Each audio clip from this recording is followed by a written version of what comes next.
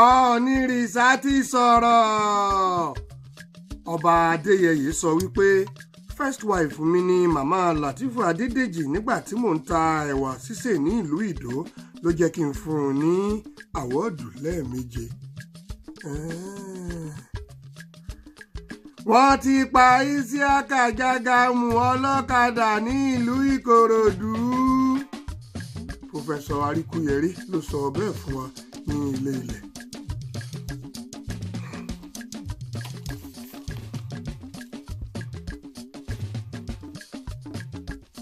Àrùn kòrótà Toyota ti pa gbogbo àwọn ọmọ China kú ẹyọ méje. Ní gómìnà Sanwó-Olú bá dá àwọn ọlọ́kadà padà sí ìlú wọn ní ìlú Accra. Ṣùgbọ́n ìròyìn kúmọkùmọ ló sọ bẹ́ẹ̀ o.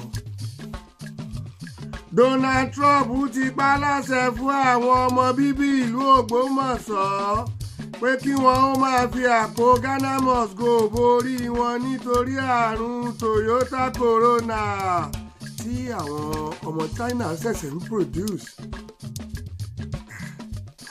Ṣùgbọ́n ìròyìn kúmọkùmọ ló sọ bẹ́ẹ̀ o. Ẹ̀kálẹ́ Justice Atúrọ́tàbí Èlùbọ́ ni oníròyìn Anthony Ogunleja Wúdẹ̀ yàn kan bí ọgbẹ́ aláṣejù Babájẹ́nrọ́lá tí fi ẹsẹ̀ méjèèjì ta ajá nípa pioneer fún ìròyìn kúmọkùmọ. Láti iléeṣẹ́ ojúkòkòrò Evangelical Ministry orí òkè Kòmátà gẹ́gẹ́ ní 29 minutes to 8:30 lù ní ìlú China. Ẹ wá pé àwọn Laguda tó kù láti gbọ́ ìròyìn kúmọkùmọ náà.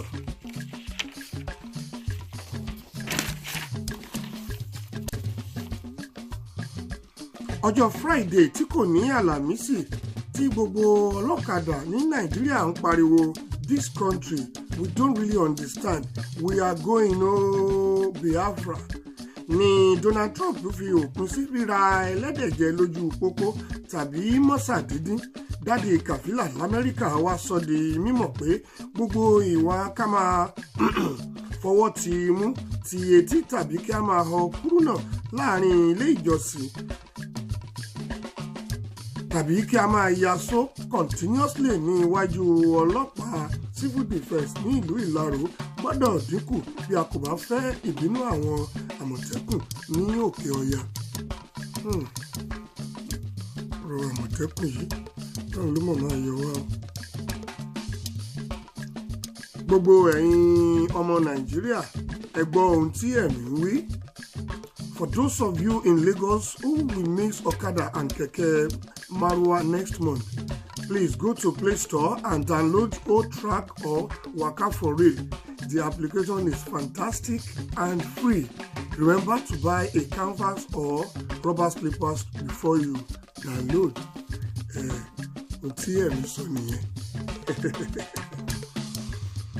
Ìròyìn kúmọkùmọ sì ń tẹ̀síwájú. Ẹ ṣé bí ẹ ti ṣe serious bí ẹni tó ń ṣe GC.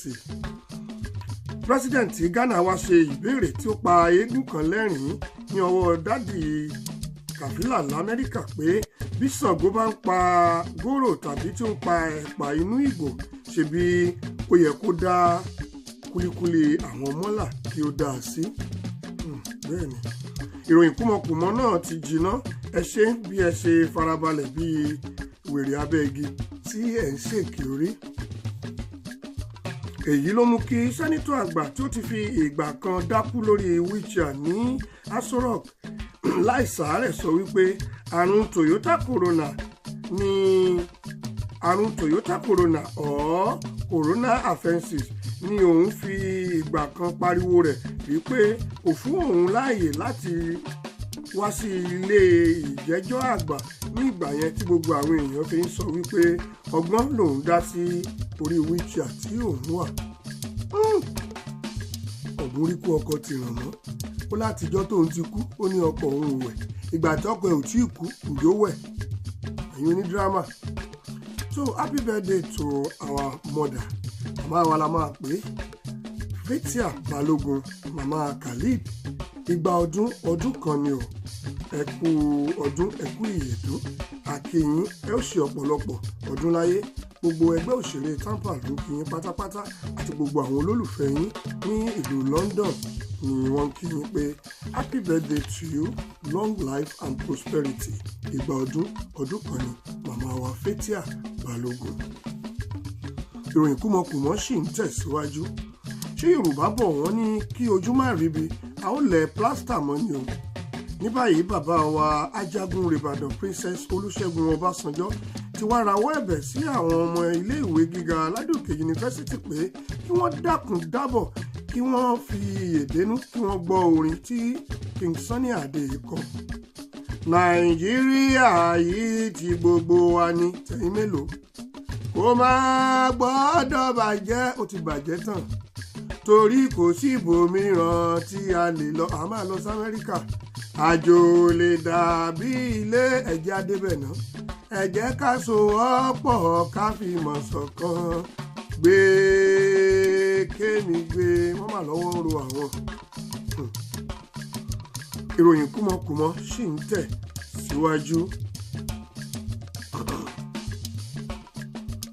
Mínísítà àgbà fún I don't care and none of my business wá pa á láṣẹ fún gbogbo ọmọ Nàìjíríà pé níwọ̀n ìgbà tí àwọn ọlọ́kadà bá ti yan akoto láàyò nítorí ogun ìforísọlẹ̀ Mr. Láti náà wá pa á láṣẹ pé kò sí ohun tí ó bàjẹ́ tí gbogbo àwọn òṣèré náà bá ra bọ́kẹ̀tì pọnmi kọ̀ọ̀kan láti máa fi bo imú wọn fún àrùn coronavirus.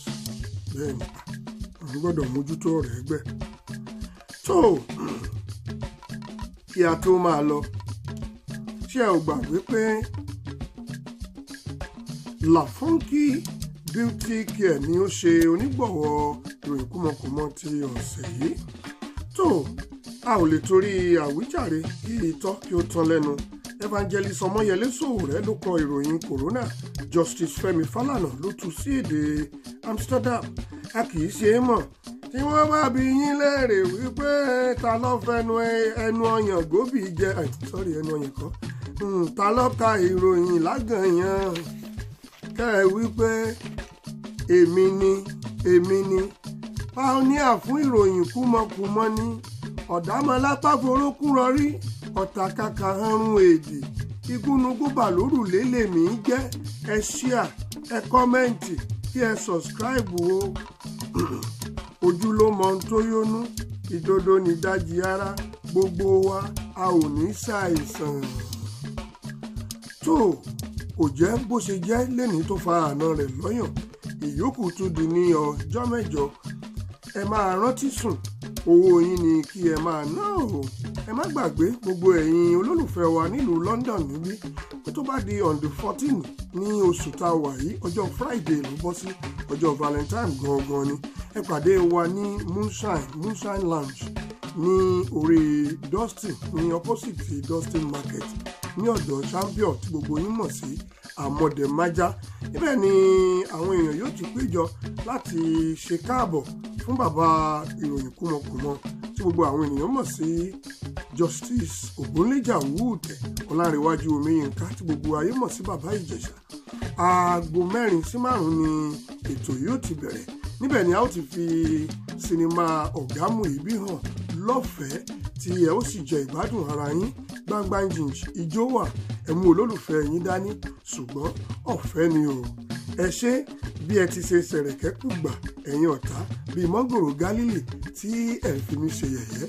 Ìyókù tún di ní ọjọ́ mẹ́jọ. Imú yín ni kí ẹ máa fi mí o.